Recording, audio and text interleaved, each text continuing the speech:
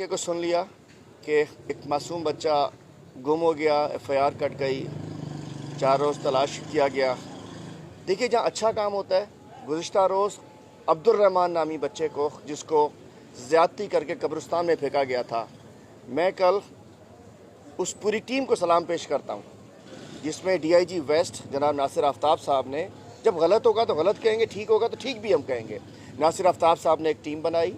SSP हमारे central Malik Murtaza साहब ने, वो उसके सरबराह थे टीम में। इन्वेस्टिगेशन की एसएसपी जो थी वो शैला साहिबा थी, डीएसपी मोइन साहब थे, एसएचओ न्यू कराची थे, उन्होंने ढूंढ लिया। और कल वो कातिल, वो दरिंदे जिसने 12 साल अब्दुल रहमान को 3 लोगों ने ज़्यादती करके कब्रिस्तान में ले जाकर ज़बरदस्ती ज़्यादती की और उसका गला घोंट के कब्रिस्तान में फेंक दिया, इस माशरे के नासूर हैं।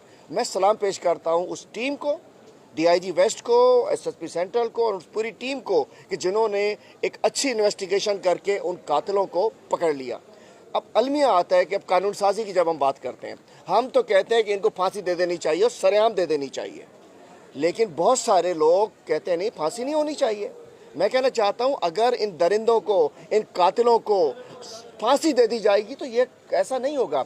उसके बाद हमने देखा कि लाश ये लेकर आए, पुलिस यहाँ लेकर लाश आ गई, तफ्तीश वाले अफसर साहब भी आ गए, या दीगर लोग भी आ गए, लेकिन वो एक मुहिम्मा जो कराची शहर में बना हुआ है कि एमएलओ नहीं मिलते, लाश की बेहरमतियाँ होती हैं, 12-12, 8-8 घंटे बेहरमतियाँ होती हैं। तो मैं कहना चाहूँ, जी आप बताइए।